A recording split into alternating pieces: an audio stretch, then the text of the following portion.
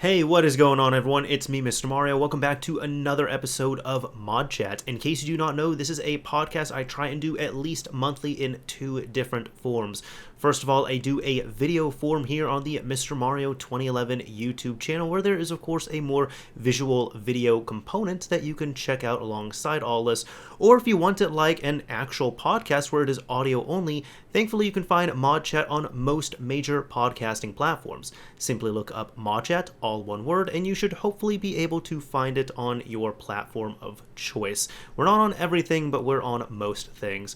So let's get a couple of things out of the way. First of all, gotta shake the rust off a little bit here because it feels like it's been a real hot minute since I've appeared on camera, but I decided to bust the camera out and we would do this. Secondly, if you were missing ModChat last month, that'd be August 2021. First of all, I thank you so much for missing the show, but secondly, yeah, that was also my bad, so I'm going to apologize. I did not have an episode out last month.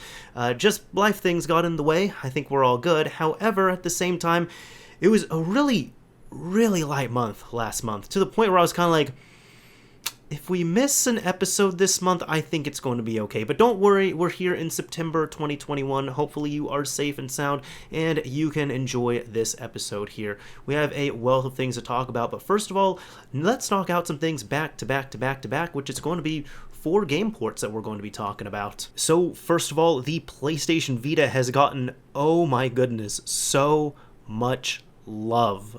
First of all, it does have a Battlefield Bad Company 2 port by The Flow, and this is the Wololo article we are looking at here, but just like several other games that have come out, this is a port of the Android version using the .so wrapper that The Flow used here, and it explains everything really on the GitHub page itself, and of course needing the official Battlefield Bad Company 2 files for the mobile version, which you'll have to get yourself, of course, when you purchase it. Install looks pretty easy, where you're going to have to get the VPK of it, you're going to have to get the files, and then there's a couple of plugins that you'll have to install, KubeBridge and FDFix, which if you have installed any of the really awesome other ports such as Grand Theft Auto 3, Vice City, San Andreas, Bully, any of those games, you probably already have these two right here. Of course, you can overclock your device to 500 megahertz if you wish to, and you're also going to have to extract this file yourself, which is a libshacg.suprx, officially by following a guide, and it's one of those things as well too, once you get a hold of that, you can use it. You don't have to use it every time. You don't have to extract this every time, is what I mean. But the instructions are there, and if you've messed with any of these other ports, you're probably more than familiar with getting this set up here. But thank you to The Flow, this is another awesome release. Yet another awesome release we're seeing here is Final Fantasy III. Yes, I said 3 on the PlayStation Vita. Now, this is from developers Frangar and Renegatamante, and they have released, as it states here, their promised Final Fantasy III port for the PlayStation Vita, aptly named FF3_Vita. Now, they also gave credit to The Flow and Darth Bellic for the original ARM Elf loader, providing live asset areas respectively, right there. So, just like this is another wrapper port of Final Fantasy III Android for the PlayStation Vita. And you see, this is the, I'm not sure what to call it here, but this is the more like 3D remake of it. So I guess that's what you can call it. This is a 3D remake of Final Fantasy III that was on Android that's now been ported over to the PlayStation Vita.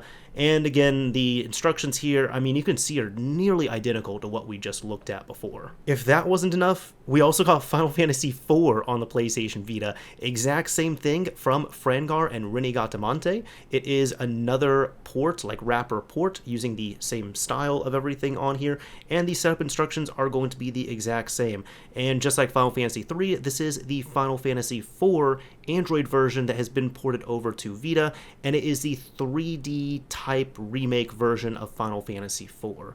So if you're liking some of those older Final Fantasy games, this is fantastic. And finally, another game here, which I have done a homebrew review episode of this game, but not this exact build here, or even this, variant, I guess you can say, or fork, dare I say it, version, let's just say this. This is from developer Sonic Master, and this is Doki Doki Literature Club Vita.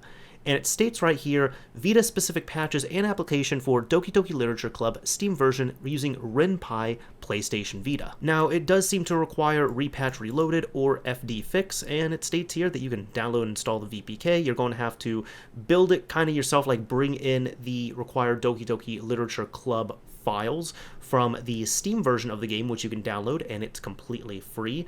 And even if I go to releases here, it looks like, yeah, this is just a simple VPK, so it's not the entire game here. You have to bring the game files yourself. Now, it does have some extra instructions, and if you played the game, you're going to understand it, like how to delete characters, how to reset after completion, as well as mods as well, too. So this is pretty cool, and I bring this up because this is going to be the preferred build to play on the PlayStation Vita as opposed to DDLC Love. You're probably going to want to play Doki Doki Literature Club Vita from Sonic Master, so yet again another awesome port. Now, unfortunately, I do have some bad news in regards to the modding scene here, and this is specifically with RE3. In case you do not know, this is the Grand Theft Auto reverse engineering open source project, as stated here on the wololo.net article, and I've actually covered this in several different episodes of ModChat, and this has brought some really cool stuff just to kind of TLDR and bring people up to speed. This includes, it was mainly for Grand Theft Auto 3, it was a giant reverse engineering effort and decompilation and really just kind of getting a open source executable built and working for Grand Theft Auto 3 as long as you bring in all the assets. This also extended out to not San Andreas, but Vice City, and I believe they started work on Liberty City Stories as well too. So 3 and Vice City were actually completed for the most part. I mean, they had little fixes here and there, but they were really done, and it resulted in some really awesome stuff. Like we got the I want to say the Wii U port of Grand Theft Auto 3, we got the Vita port, of course, we ended up getting the Switch port, and this here, I've covered it before because I believe at one point this project was taken down with a DMCA takedown notice, so a copyright notice, copyright infringement notice from Take-Two. It was down for a while, and then what the creators did is they ended up filing a counter notification, similar like what you would do on YouTube here if your video is taken down like that, and Take-Two has a few weeks to respond to that. And if they don't respond and they don't provide any evidence that are going to take the creators to court, then all the code goes back up. And it went up.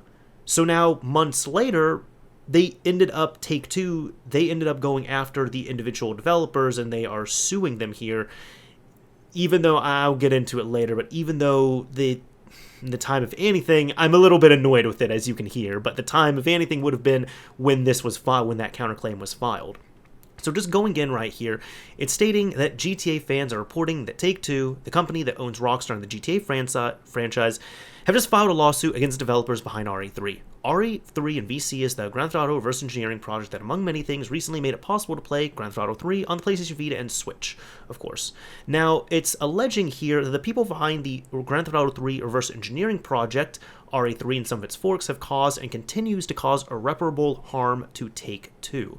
And the people that are included in this lawsuit are AAP, Theo Mora, who seems to be one of the fork creators there, Ire, I'm not going to try and pronounce that last name, but a lead dev on this, Adrian Grabber, who worked on the Switch port, Ash735, Sergionor, I believe that's how we say it, Nick007J, and Firehead. Now, here it's been stating, and you can find the documentation such, that this is stating that this could be copyright infringement, and I believe one of the other counts is also filing a fraudulent counter notification in regards to this as well too. And I'm kind of just touching up on this here because there's been a lot that's been covered in regards to all this, but a lot of people, most people have been completely against this, and I can understand this as well too. It seems like this has been around for quite a bit, and as I said, even the order in which this was all done here was really strange, where RE3 was actually up and running, like it was on GitHub for quite a while, and it still is, it's just in read-only mode, that's it. So RE3 was up there for quite a while, and then once it was done, we can say, like once that news was circulated, then Take-Two decided to file that DMCA takedown, and they took the project down, and after several months, then a counter notification was made here. So the counter notification, if Take-Two wanted to file a lawsuit and keep the code down, that would have been the time to go through with everything. But because they didn't respond, then this all happened here, and it's... I have a theory on this. See, what's been going on as well, too, and I really haven't covered this, but what's been going on is that Take-Two suddenly seems to be going after older Grand Theft Auto type mods, where for the most part they really haven't touched Grand Theft Auto 3, Vice City, San Andreas, and I'm talking PC, but Take-Two has been sending DMCA takedowns on these, and it seems like they've also changed the wording and verbiage on their website and EULAs, stating that they're really not okay with mods and they can take down most mods that are going to be out there. On top of this, if you look through the lawsuit, there's really only 2 builds that are specifically called out. It's going to be all the work done on PC, and it's also the Switch port as well too that was done by A Grabber. So if people have followed RE3, you would know that it's been ported to other platforms, not just Nintendo Switch. It's been ported, for example, to the Vita. It's been ported to the Wii U. I want to say, was there a 3DS port? There might have been a 3DS port as well too, but those ones weren't mentioned. So with all this happening here, and a lot of rumors that we've also seen with a Grand Theft Auto 3 Vice City San Andreas remastered trilogy, maybe even getting Liberty City and Vice City stories in there as well too, I feel like a lot of the rumors that we're seeing for these remasters are this is unfortunately kind of a confirmation that it's going to happen. Especially because, again, the remasters will definitely be on PC, and rumors that it's going to be on, PS4, PS5, Xbox One, Xbox Series, and they're going to be on Switch as well, too. And which builds were called out? The PC builds and the Switch builds. That was it. Vita and Wii U, and I don't remember if 3DS was happening, but 3DS, if that exists, those ones are not called out in the lawsuit. I'm also going to cite this video from Modern Vintage Gamer, in which he covered this here, in which he states, Take-Two suing GTA 3 reverse engineering devs, and it doesn't look good. And he does a fantastic job going through this here, and definitely looks at it from a developer style right here. And unfortunately, let me even find it at one point. Here, he actually ends up going through a small demonstration of how, reverse engineering can work on here, and clean room reverse engineering versus something such as running an executable through a tool such as IDA Pro or IDA Pro or Ghidra, and then getting the code from there, and really just explaining the differences between what would constitute as clean room and what would not constitute as this. And he says here, based on what he's seeing and based on what has been stated, the project might not be as clean as people were hoping for, and if it's not a clean room reverse engineering effort and re-implementation, then this might not be looking very good, unfortunately, and this would definitely be a case to follow through on, and well, not follow through, but at least, follow the case itself. Now, what do I think is going to happen? This is my personal opinion on here, but I don't think this is going to go to a court. I think what will probably happen is there's probably going to be some talking between the devs and lawyers, and of course, Take-Two and their lawyers as well too. And if anything, there's probably going to be some kind of settlement. I'm not sure if there's going to be money exchange, but I'm sure if we see all this stuff disappear, so if RE3 gets taken down, if all the tweets from these developers related to RE3, related to this project, get removed, if pretty much they have to go in and remove traces of their work from the internet, and I'm sure they're also going to pass that on to Take-Two as well too, that would mean that they probably came to some agreement, with Take-Two directly, and that's what was going through there, as opposed to taking it to court. I've seen some other projects like this. I know there was, which was it, Red Dead Redemption, I want to say Damned Edition, something like that, where there was a YouTuber and I guess developer who was working on kind of a remaster of Red Dead Redemption that you could play through Xenia on the PC. I know that he had gotten sued by Take-Two, and there hasn't been much that has been said on there, but you really can't find many traces or references that he's made to it at this point. So even with that, I can only assume there's probably kind of been a thing of you have to hand all your work over, you have to cease development on this, you have to delete any traces of you talking about it, of any code that you've put out, what have you, and you cannot talk about this after this date. So I have a feeling something like that would probably happen in regards to this. Now let's get to some more positivity here. We have some pretty cool emulator news, not just one, but actually two pieces of information here. First of all, there is a Spine PS4 emulator, which is released and is exclusive on Linux. Now, unfortunately, it is only on Linux, so it's not going to be on Windows, and it does seem to be closed source, unfortunately. However, this has been shared by ZekoShao, and he was not the developer, but it looks like the developer of Spine is simply called SpineDev, and they have been able to work on this for a few years here, and not just the September 1st, 2021 build, there was also another build that recently came out, and this is an actual workable emulator for Linux for PlayStation 4 games, which is pretty cool. Now, it mostly does 2D stuff, and I know several people have covered videos. MVG also covered a video on this as well, in which this is actually working to a point, and there are games that are able to play, like, not like perfectly, mind you, but you can look and stuff like this. Like, let's say, for example, 7 Days to Die, it can get to the intro. A King's Tale Final Fantasy 15, it can get in-game. Ace Combat 7, it can't do anything. How about Agony? It can get to the intro. So there's different types of luck that you're going to get with this emulator here, and it's really cool to see. Now, from what I've seen so far in regards to Spine, it's not going to be for everyone. First of all, it is going to be Linux only, so if you're not wanting to run Linux, or you just can't run Linux for whatever reason, I'm not sure why you couldn't, then you're not going to be able to use this. Secondly, it's not going to be as nice as something such as RPCS4, where you download it from a nice looking site and everything is all set up properly and it has a nice UI, and then you download the PS3 firmware and you apply it and you do all that stuff. You're not able to do that on this, unfortunately. You need Linux, of course. You're going to need the Spine emulator. Then you're going to need a jailbroken PlayStation 4, and you'll have to run an FTP payload on there and FTP to the console to pull the firmware files from the console itself. The reason why you need to do that is because you need the raw decrypted firmware files to feed into Spine. After that, you also need to produce your game dumps. So when it comes to that, you also have to take a disk. I don't have a disk on hand. Wow, this is the one time I need it. Point is, you're going to need to take a disk. You can pop it into your jailbroken PS4. You'll then need a USB drive, run the dumper payload, which will take all the files on the disk and dump and decrypt them all at once onto your USB drive. And then you can take that decrypted raw file dump of your game and load it up using Spine and hope that you can get some progress on there. So it's not going to be nearly as seamless as, you know, PCSX2 or EPSXE or RPCS3. This is definitely going to require some more technical know-how and detail and everything when it comes down to it. And of course, a jailbroken PS4 if you're going to be legally obtaining and dumping the files yourself. And this just in as well too. So this is from the official RPCS3 Twitter account, and they even state here, DH, RPCS3's founder, has given permission to share this quick progress update of his PlayStation 4 emulator.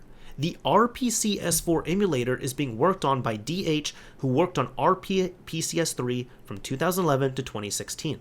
There is no overlap from the RPCS3 team, which will continue to work on RPCS3. And there's a simple 13-second video right here, which let's go ahead and just watch this. So it looks like, oh god, that looks awful. Not the emulator, it's just the quality on here, right? Okay, can this like increase in... Point is, okay, it looks like this is running in Visual Studio here, and they have a very basic UI where it's RPCS4 start, settings quit. They hit start, they're loading up a demo right here, and there we go. That is some PlayStation 4 code running on RPCS4, which is cool. So this is the first public showing of RPCS4, which is very cool to see. Oh, and for what it's worth as well too, if you just look up RPCS4 on Google here, RPCS4 seems to have some official notes and such on this. However, there's another emulator here, which this one is very, very fake, PCSX4. Do not fall for this one. Do not download it. Do not try it out. This is an incredibly fake emulator. I know some people are going to try and point that out or even get it confused, because I'm sure it's easy to confuse RPCS4 with PCSX4, but PCSX4 is fake. This is a fake emulator. Do not believe this. Now for our last piece of news here. Typically I try and do something, find something like cool or funny or even just random and kind of somewhat loosely tied into the modding community here and just, you know, of interest to modders and such. And I've covered, of course, some cool things. I've covered some really funny things.